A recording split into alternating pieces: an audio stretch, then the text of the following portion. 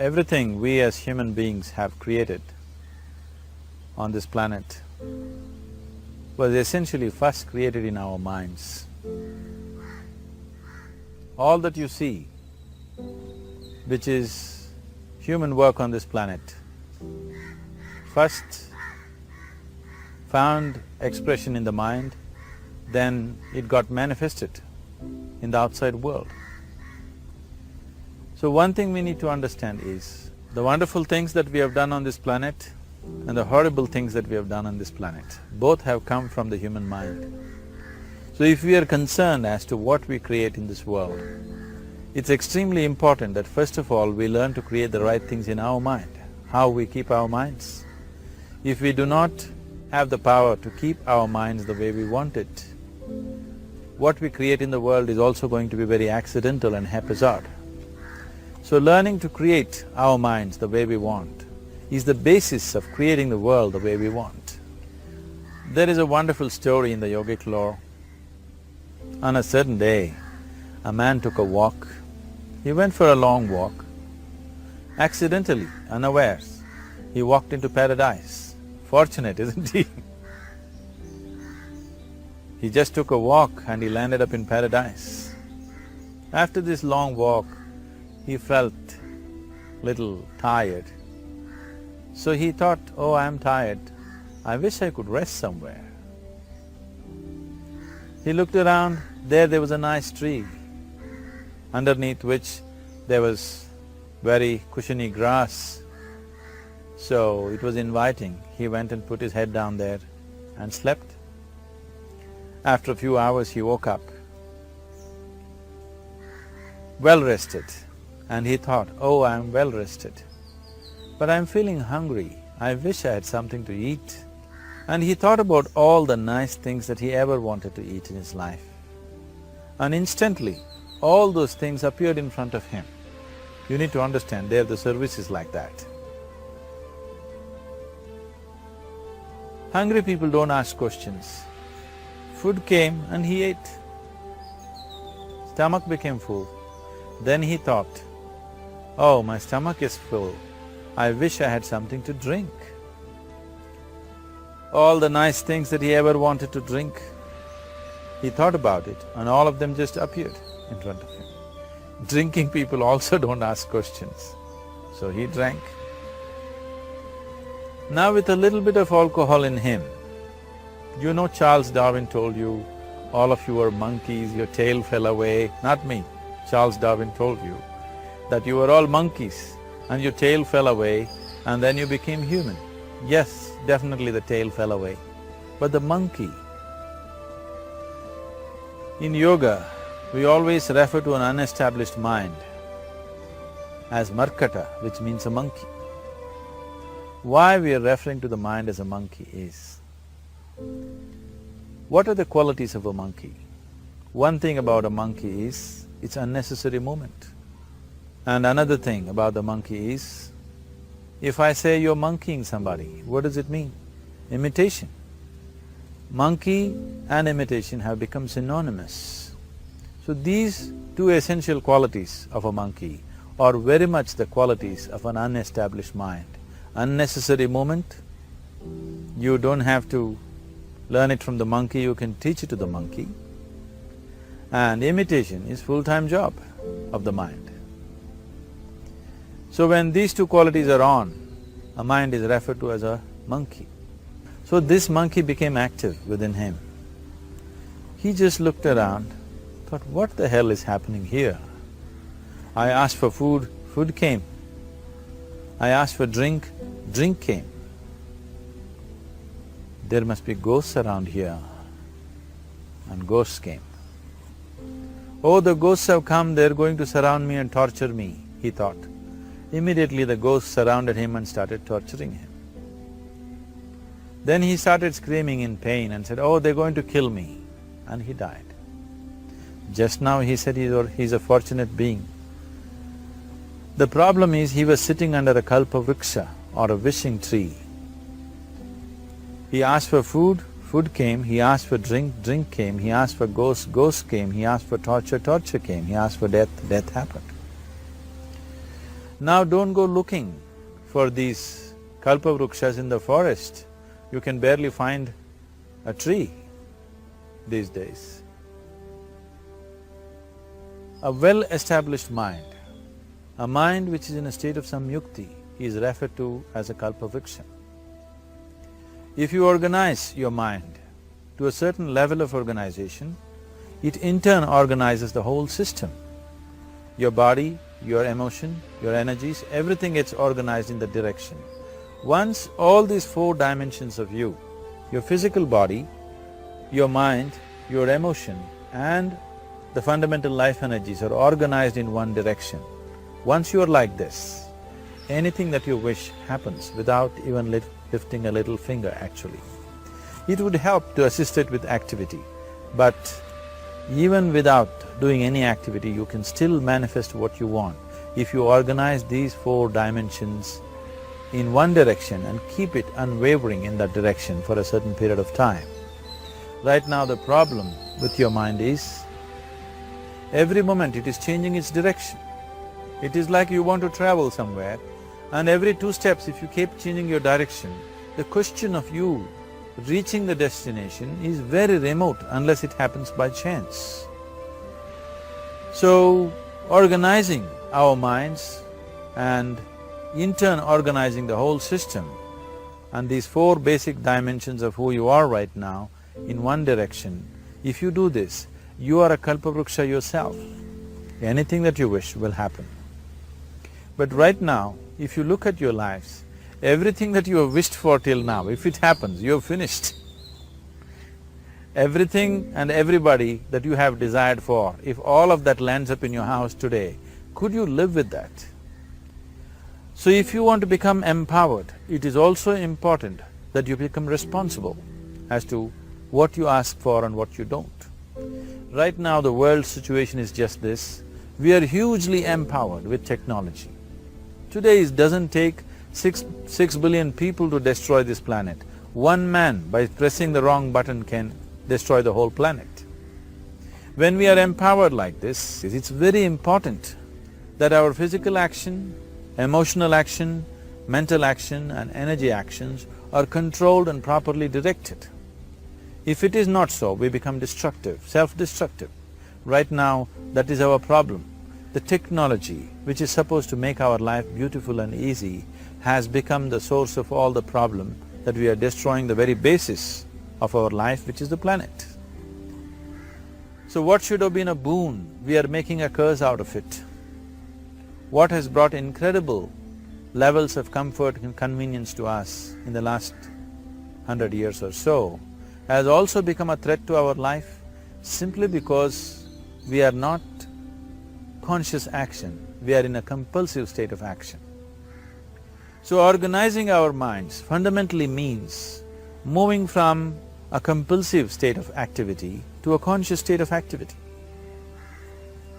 You might have heard of people for whom they asked for something and beyond all expectations it came true for them. Generally this happens to people who are in faith. Now, let's say you want to build a house. If you start thinking, oh, I want to build a house. To build a house I need 50 lakhs, but I have only 50 rupees in my pocket. Not possible, not possible, not possible. The moment you say not possible, you are also saying I don't want it. So on one level you're creating a desire that you want something, on another level you're saying I don't want it. So in this conflict, it may not happen. Someone who has some faith in a god or in a temple or whatever, who is simple-minded. Faith works only for those people who are simple-minded. Thinking people, people who are too much thinking, for them it never works. A childlike person who has a simple faith in his god or his temple or whatever, he goes to the temple and says, Shiva, I want a house. I don't know how, you must make it for me. Now in his mind there are no negative thoughts. Will it happen? Will it not happen? Is it possible? Is it not possible? These things are completely removed by this simple act of faith.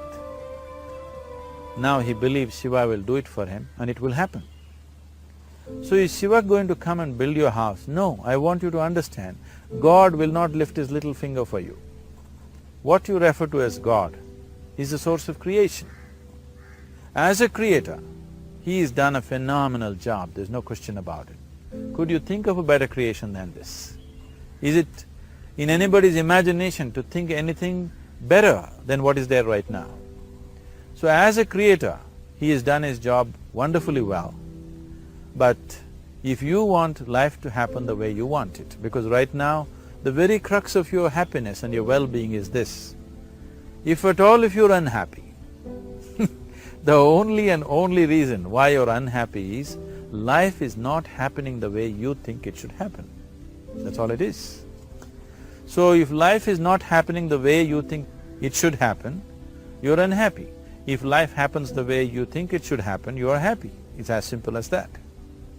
So if life has to happen the way you think it should happen, first of all, how you think, with how much focus you think, how much stability is there in your thought, and how much reverberance is there in the thought process will determine whether your thought will become a reality or is it just an empty thought.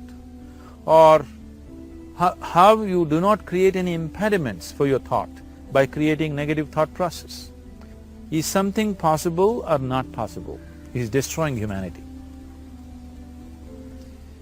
What is possible and not possible is not your business, it's nature's business. Your business is just to strive for what you want. Right now you're sitting here. If I ask you two simple questions, I want you to just look at this and answer this. Right now from where you're sitting, can you just fly off? You say no. Right now from where you're sitting, can you get up and walk? You'll say yes.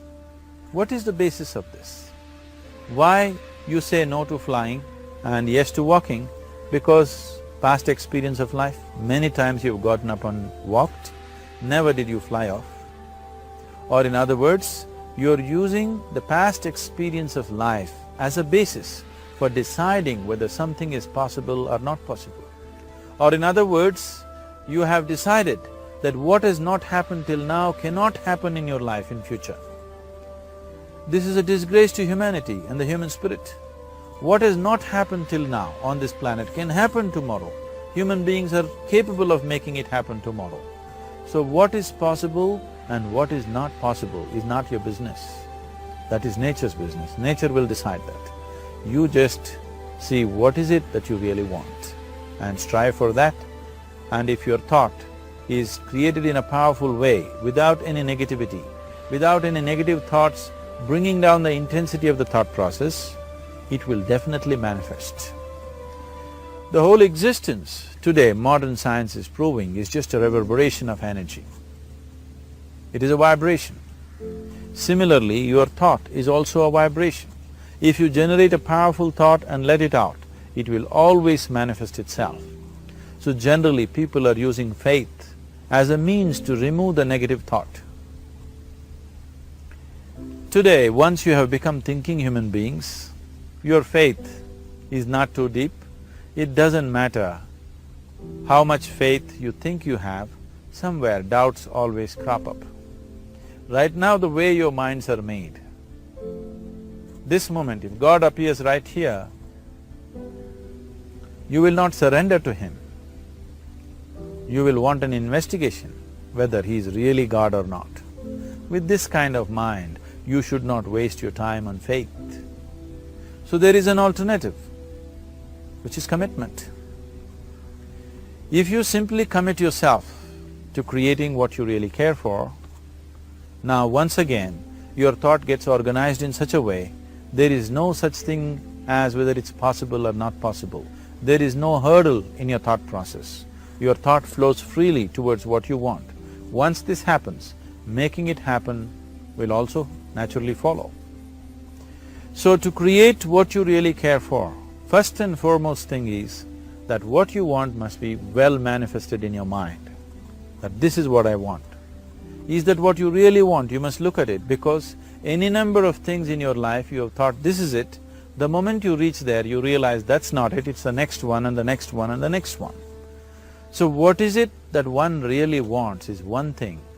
First of all, we must explore. Once that is clear, and we are committed to creating it. Now there is a continuous process of thought in that direction.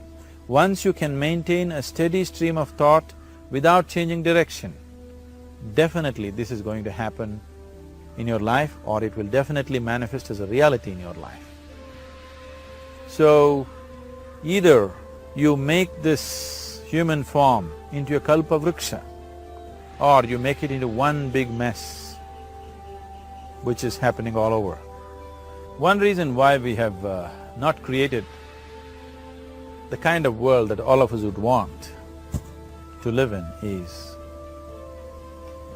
too many people are busy looking up. Too many people are interested in other planets, they're not interested in this planet.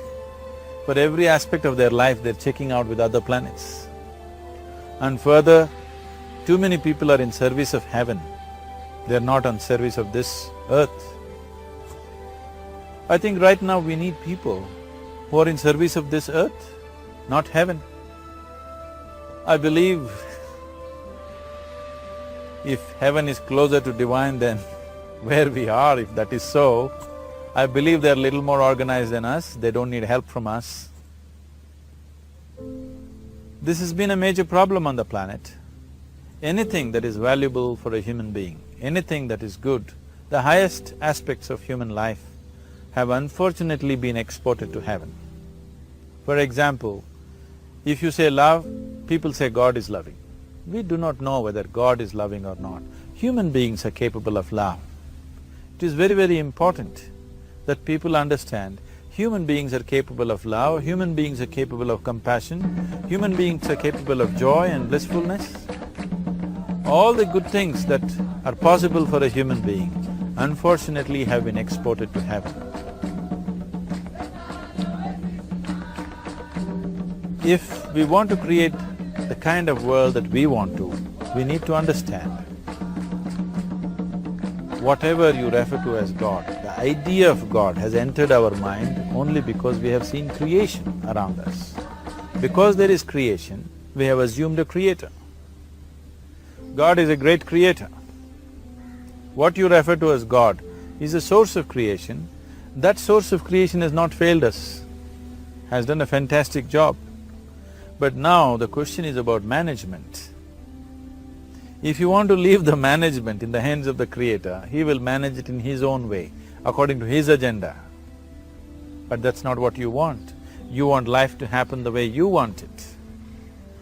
Now, for example, let's say all of you here are the India soccer team for the next World Cup, and I am the coach. So these next 4 years, everything that you need to know about football is taught to you. Everything that I know about football is poured into you in so many ways. Now, the time to play the match has come. You're on the field and the ball comes near your foot, but you look at me, then it's no good. You've seen those coaches sitting there and boiling, nothing happens. Because now, once you're on the field, it's your job. So this is the same thing. The Creator has done a fantastic job. Now you're here. It is for you and me to see how to manage this, how we want it, how to keep this world, how, in what condition would all of us enjoy it best is something that we have to look at. So at every stage in our life, we tend to think, this is it. If this one thing happens, everything will be fine with my life. You reach there and you realize that's not it, and you postpone it to something else and something else. This is going on. The first and foremost thing is, you must be clear what is it that you really want. If you do not know what you want, the question of creating it doesn't arise. If you look at what you really want, what every human being wants is, he wants to live joyfully, he wants to live peacefully. In terms of its relationships, he wants it to be loving and affectionate. Or in other words, all that any human being is seeking for is pleasantness within himself, pleasantness around him. If this pleasantness, if it happens in our body, we call this health and pleasure. If it happens in our mind, we call this peace and joy. If it happens in our emotion, we call this love and compassion. if it happens in our energy, we call this blissfulness and ecstasy. This is all that a human being is looking for. Whether he is going to his office to work, he wants to make money, build a career, build a family, he sits in the bar, sits in the temple, he is still looking for the same thing. Pleasantness within, pleasantness around. If this is what we want to create, I think it's time we addressed it directly and commit ourselves to creating it. So you want to create yourself as a peaceful human being, joyful human being, loving human being, a pleasant human being on all levels. And do you also want a world like this? A peaceful world, a loving world, a joyful world? No, I want greenery, I want food. When we say a joyful world, that means everything that you want has happened. So this is all that you're looking for. So all that you need to do is commit yourself to creating it, to create a peaceful, joyful and loving world, both for yourself and everybody around you. Every day in the morning, if you start your day with this simple thought in your mind, that today, wherever I go, I will create a peaceful, loving and joyful world. If you fall down 100 times in the day, what does it matter? For a committed man, there is no such thing as failure. If you fall down 100 times, 100 lessons to be learnt. If you commit yourself like this to creating what you really care for, now your mind gets organized. Once your mind gets organized, the way you think is the way you feel, your emotion will get organized. Once your thought and emotion is organized, your energies will get organized in the same direction. Once your thought, emotion and energies are organized, your very body will get organized. Once all these four are organized in one direction, your ability to create and manifest what you want is phenomenal. You are the creator in many ways. Why I am saying you are the creator is, I want you to look at the nature of your life right now. If you eat a banana, in 4 hours' time, this banana becomes a human being. There is something within you, a life-creating process, a process which builds this body. The manufacturer of this body is within. You give him a banana, he makes a human being out of that banana. Transforming a banana into a human being is not a small thing, it is a phenomena. It is just that this phenomena is happening within you unconsciously. If you could only consciously manifest this, making a banana into a human being, you are the creator. You are nothing less than that. As the theory of evolution goes, to make a monkey into a human being, it took millions of years. Over an afternoon, you can make a banana into a human being or whatever else, a piece of bread that you eat, into a human being. So, the very source of creation is functioning within you. If you organize these four dimensions of mind, emotion, body and energy in one direction, the source of creation is with you. You are the creator. What you want to create will happen to you effortlessly. Once you're organized like this, now you are not a mess. You are a kalpa vruksha. You have the power to create what you want. There are tools and technologies as to how to organize this system in such a way that instead of being a psychological mess, you can make yourself into a kalpa vruksha. This culture, these traditions, the whole technology of yoga is just about this, transforming yourself from being just a piece of creation to the creator himself. This is not in search of God, this is in search of becoming a God. This is not in search of divine, this is in search of becoming divine, because that which you call as divine, that which is the source of existence, is throbbing within you every moment of your life. Otherwise, a piece of bread cannot become a human being in the course of an afternoon. So, shifting from being just a piece of flesh and blood to becoming a creator, there is a whole science and technology for this. There are tools to make this happen. That which is the source of creation is functioning within you every moment of your life. It is just that, have you kept access to that dimension or not? Organizing the four basic elements of your life will give you that access. There are tools and technologies to do this. The whole science of yoga, The whole technology that we refer to as yoga is just about this, transforming yourself from being just a piece of creation to become a creator. For example, 100 years ago, if I picked up something like this and I start speaking to someone who is across in another part of the world, you would think it's some kind of a miracle. Either I must be a messenger or a son or maybe God himself.